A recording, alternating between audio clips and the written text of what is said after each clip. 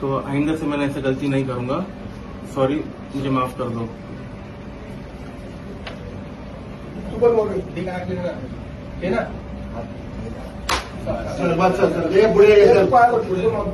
हरियाणात जाऊन राहायचं, क्यों? मराठीत नाही येत नाही इथे, बट क्यों? जबरदस्ती मराठी बोलने का? पण क्यों? है यहाँ पे ऐसे। कौन बोला इसे? आम्हाला येत नाही हिंदी। नहीं आते तो फिर नहीं ऑर्डर करने का ना। आता तो पैसे बोलतो, हाँ, पैसे नहीं देने का ना पैसा। हाँ ठीक है, ठीक है। बोलो बोलो और बोलो। मैं हिंदी में ही बात करूंगी। हिंदी में बात करेंगे, मराठी में बोलेंगे। नहीं, क्यों मराठी में बोलूं? क्यों? किधर मैं इधर करती हूँ, उधर करती हूँ। महाराष्ट्र बात करते ना, महाराष्ट्र काम करते ना, महाराष्ट्रात मराठी आलीच पाहिजे। कोणी पण असू द्या, मराठी आलीच पाहिजे तुला। मैं हिंदू में हिंदी में ही बात अशा करूंगी। लोकांना गव्हर्नमेंटचा पगार घेते, कस्टमरशी आम्हाला देणं देणं नाही। नमस्कार, सादर प्रणाम। आज हम चर्चा करेंगे महाराष्ट्र के ठाकरे बंधुओं के बारे में, उनके नए समीकरण के बारे में तथा उनके एक नए सिगुफे के बारे में। हम आज बातचीत के दरमियान ये भी बताने का प्रयास करेंगे कि क्या ठाकरे बंधुओं को हिंदी का विरोध करके कोई राजनीतिक फायदा हो सकता है। वैसे हमारी अपनी समझ तो यही कहती है कि कोई खास फायदा उन्हें मिलने वाला नहीं, सिवाय हिकारत और जलालत के, क्योंकि जाति, धर्म, वर्ग और भाषा की राजनीति आपको लंबे समय तक किसी भी लिहाज से फायदा नहीं पहुंचा सकती। ये बात मैं उत्तर प्रदेश के भी संदर्भ में कह रहा हूं और इस बात की पुष्टि 2027 के चुनाव परिणाम जरूर करेंगे, बशर्ते चुनाव निष्पक्ष हो, क्योंकि आज जिस तरह चुनाव आयोग केंद्र सरकार की हाँ में हाँ मिला रही है, उससे उसकी निष्पक्षता और पारदर्शिता पर प्रश्न चिन्ह लग रहा है। खैर, बात चूंकि महाराष्ट्र पर हो रही है तो उसी पर आते हैं। महाराष्ट्र में मराठी अस्मिता और हिंदी विरोध के नाम पर सामने आ रही तस्वीरें डराने वाली हैं। लोगों पर मराठी में ही बोलने का दबाव बनाना, हिंदी बोलने वालों को निशाना बनाना और इस अभियान के खिलाफ बोलने वालों के खिलाफ तोड़फोड़ हिंसा की कार्रवाई किसी भी सूरत में सही नहीं। इस अभियान का एक पहलू है दोनों ठाकरे भाइयों यानी उद्धव ठाकरे और राज ठाकरे का एक मंच पर आना। दोनों भाइयों के भाषणों को सुने तो उसमें मराठी भाषा के नाम पर कुछ ठोस नहीं मिलेगा। उद्धव का भाषण उनकी सरकार के पतन के लिए बीजेपी को दोषी ठहराने पर केंद्रित था। महाराष्ट्र सरकार में मंत्री नीतीश राणे ने इसे नया मोड़ देते हुए कहा कि मराठी बोलने के नाम पर हिंदुओं की पिटाई क्यों की जा रही। अगर मराठी लागू करनी है तो मुसलमानों से मराठी बुलवा कर दिखाएं। मारा ही गया है ना, एक हिंदू को मारा गया है ना, एक हिंदू को मारा गया है, तो मुझे बोलना है कि इतनी हिम्मत जाके नल बाजार और मोहम्मद अली रोड में दिखाओ ना। वो जो दाढ़ी वाले और गोल टोपी वाले क्या मराठी में बात करते क्या? शुद्ध मराठी में बात करते क्या? उधर जाने की, उनको कान के नीचे बजाने की हिम्मत नहीं है। जावेद अख्तर क्या मराठी में बात करता है क्या? आमिर खान क्या मराठी में गाता है क्या? उधर उसके मुंह से मराठी निकालने की हिम्मत नहीं है। ये गरीब हिंदू को क्यों मारने की हिम्मत कर रहे हो? ये सरकार हिंदू ने बिठाई है, हिंदुत्व विचार। सच ये है कि मराठी के नाम पर हिंसा और दादागिरी मुख्यतः हिंदुओं के विरुद्ध है।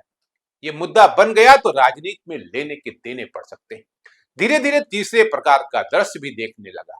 एमएनएस कार्यकर्ता गाड़ी में बैठी एक महिला पर मराठी बोलने का दबाव बना रहे हैं और वो ललकारती हुई कह रही, कभी मराठी नहीं सीखूंगी, हमेशा हिंदी बोलूंगी। ये महिला को डराकर मराठी बोलना स्वीकार कराने को तैयार नहीं कर पाते। इस तरह की प्रतिक्रियाएं धीरे धीरे विस्तारित हो रही हैं।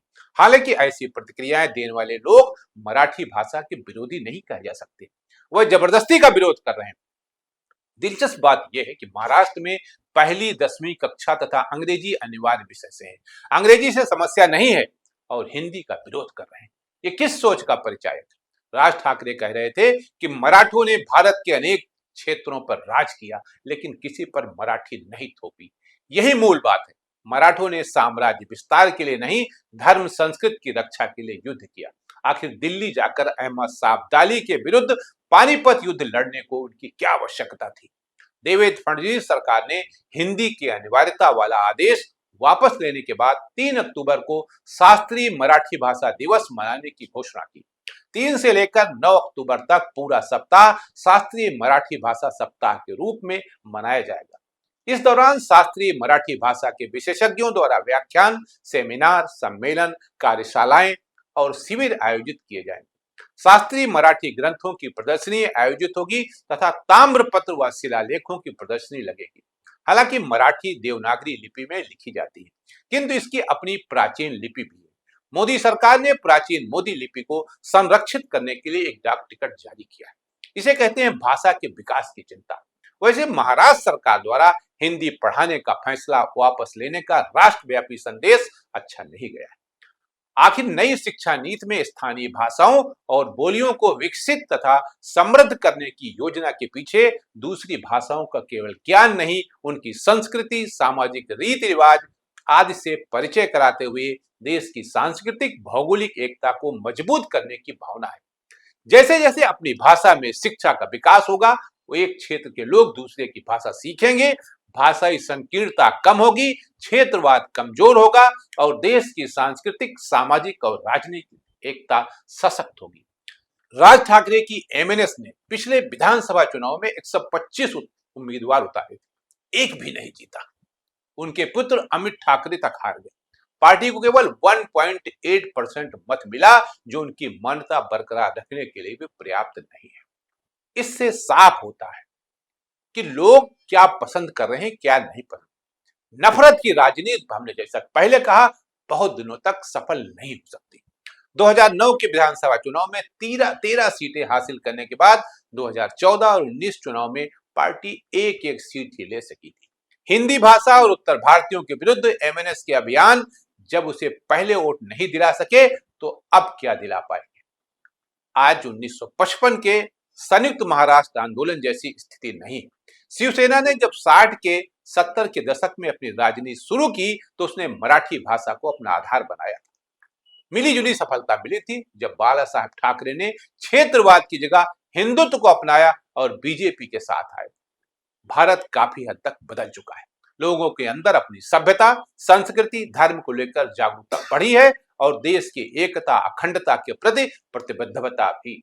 उनकी उद्दंडता और हिंसा की प्रतिक्रिया में जिस तरह से मराठी विरोध बढ़ रहा है, उसे देखते हुए तो लगता है ये महाराष्ट्र और मराठियों का नुकसान न करा दे।